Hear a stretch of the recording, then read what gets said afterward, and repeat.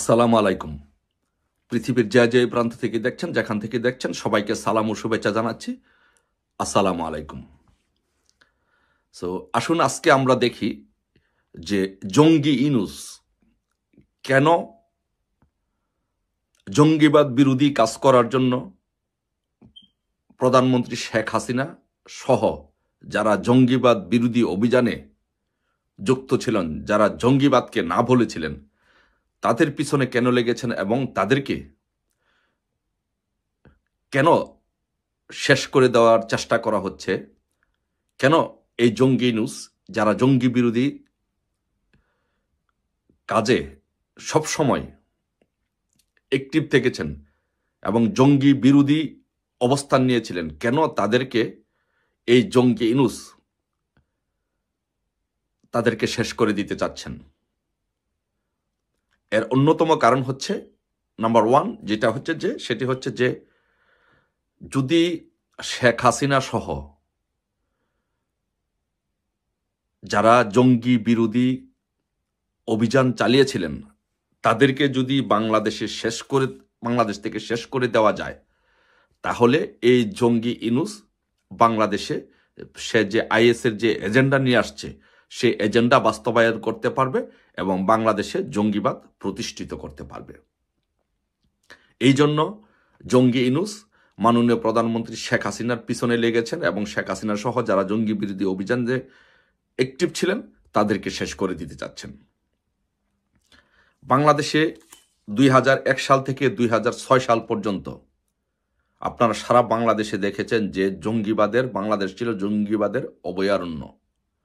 বাংলাদেশে 63টি জেলায়, 64টি জেলার মধ্যে 63টি জেলায় একসাথে জঙ্গি হামলা হয়েছে, বোমা ফুটেছে।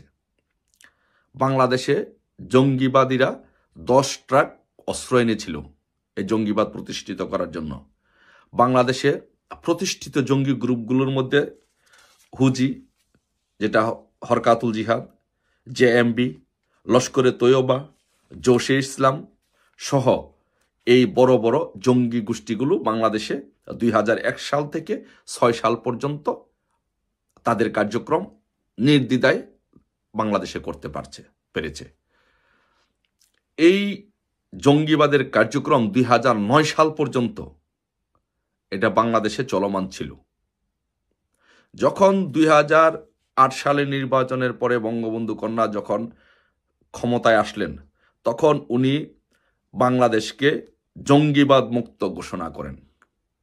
উনি জঙ্গিবাদের বিপক্ষে অবস্থান নেন এবং জঙ্গিবাদকে না বলে বাংলাদেশে জঙ্গিবাদের বিরুদ্ধে যুদ্ধ ঘোষণা করেন। এখন এই কারণে এই জঙ্গি ইনুস, সুৎখুর মহাজন ফ্যাসিস্ট ইনুস তখন থেকেই জঙ্গিদের সাথে সম্পৃক্ততা তার বেড়ে ওঠে। জঙ্গিরা তখন তার আশ্রয় নেয় যে কিভাবে বাংলাদেশ থেকে শেখ হাসিনা সহ যারা জঙ্গি বিরোধী অবস্থান নিয়েছে তাদেরকে বাংলাদেশ থেকে বিতাড়িত করা যায়। তারপরে শেখ হাসিনা 2008 সালে নির্বাচনে বিজয়ী হয়ে এসে ঘোষণা করেন যে বাংলাদেশকে জঙ্গিবাদের প্ল্যাটফর্ম হিসাবে ব্যবহার করা যাবে না। এটি উনি ঘোষণা করেন এবং উনি আরো ঘোষণা করেন যে দক্ষিণ এশিয়াতে, শুধু বাংলাদেশ নয়, দক্ষিণ এশিয়াতে সম্মিলিতভাবে এই জঙ্গিবাদকে মোকাবেলা করতে হবে। যার জন্য শেখ হাসিনা আসার পর এইসব যত জঙ্গিবাদী কার্যক্রম আছে, এই জঙ্গিবাদী কার্যক্রমগুলো বাংলাদেশ থেকে বন্ধ হয়ে যায়। যখন এই জঙ্গিবাদী কার্যক্রমগুলো বাংলাদেশ থেকে বন্ধ হয়ে যায়, তখন এই জঙ্গিবাদী চক্রগুলো, যাদের যে নেটওয়ার্ক আছে, সেই নেটওয়ার্কগুলো এই জঙ্গি ইনুস, সুৎখুর মহাজন ইনুসের সাথে যোগাযোগ শুরু করেন। এবং এই জন্যই আজকে এই সুৎখুর মহাজন ইনুস জঙ্গিদের উপরে ভর করে, জঙ্গিদের সাথে থেকে জঙ্গিদের উপরে ভর করে, জঙ্গিদেরকে ব্যবহার করে বাংলাদেশকে শেখ হাসিনা সরকারের পতন নিশ্চিত করে বাংলাদেশে এক জঙ্গিবাদের অভয়ারণ্যে পরিণত করেছে। ব্রিটিশ হাইকমিশনার যে ছিলেন, সাবেক যে ব্রিটিশ হাইকমিশনার ছিলেন জেমস এফ মরিয়াটি, উনি উইকিলিক্সে কিন্তু এই শেখ হাসিনার জঙ্গি বিরোধী অভিযানের প্রশংসা করেছেন এবং বলেছেন যে বাংলাদেশে বাংলাদেশ থেকে জঙ্গিবাদ বিতরণের জন্য শেখ হাসিনা সরকার, আওয়ামী লীগ সরকার কিভাবে কাজ করেছেন, সফলতার সহিত কাজ করেছেন। উনি জেমস এফ মরিয়ার্টি এটার উইকিলিক্সে এটার প্রশংসা করেছেন। আপনারা দেখেছেন একজন ব্রিটিশ হাই কমিশনার আনোয়ার চৌধুরীর উপরে সিলেটের শাহজালাল মাজারে জিয়ারত করতে যখন গিয়েছিলেন তার উপরে কিভাবে হামলা করা হয়েছিল। এর কি বিচার হয়েছে? বিচার হয় না। এরকম বাংলাদেশে বিএনপি জামাত আমলে যে জঙ্গিদের উত্থান হয়েছিল, অসংখ্য জঙ্গি হামলা হয়েছিল, কিন্তু আওয়ামী লীগ সরকার যখন ক্ষমতায় আসছে, যখনই কোনো জঙ্গি মাথা চারা দেওয়ার চেষ্টা করা হয়েছে, তখনই তাদেরকে একদম মূল উপড়ে ফেলার চেষ্টা করা হয়েছে।